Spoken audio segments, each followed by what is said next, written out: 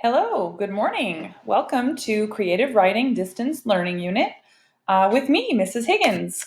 I am happy to announce that I'll be your creative writing teacher for the rest of this school year.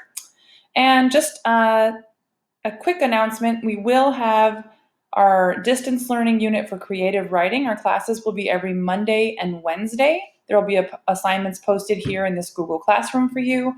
Again, I will be your teacher, and my office hours for creative writing are going to be every Wednesday from 1 to 2 p.m. All right, let's go ahead and get started with our day one for our poetry unit. Today's objective is that students will be able to determine the meaning of words and phrases as they are used in poetry, including figurative meaning, and that's California Common Core Standard, Reading Literature 9.4.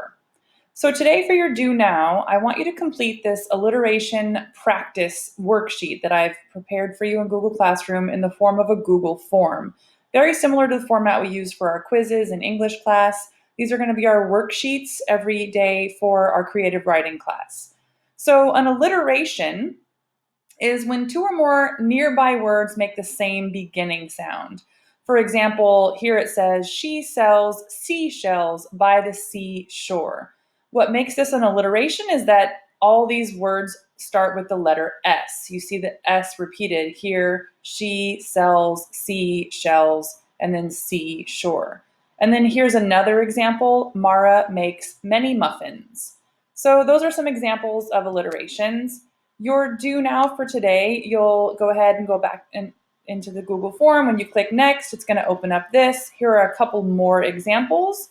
The alligator ate apples and avocados, and then walking in a winter wonderland. Again, these are all alliterations because they have the same beginning sounds in multiple words in the sentence or phrase. So what I need you to do is to select the words that create the alliteration in each of these sentences.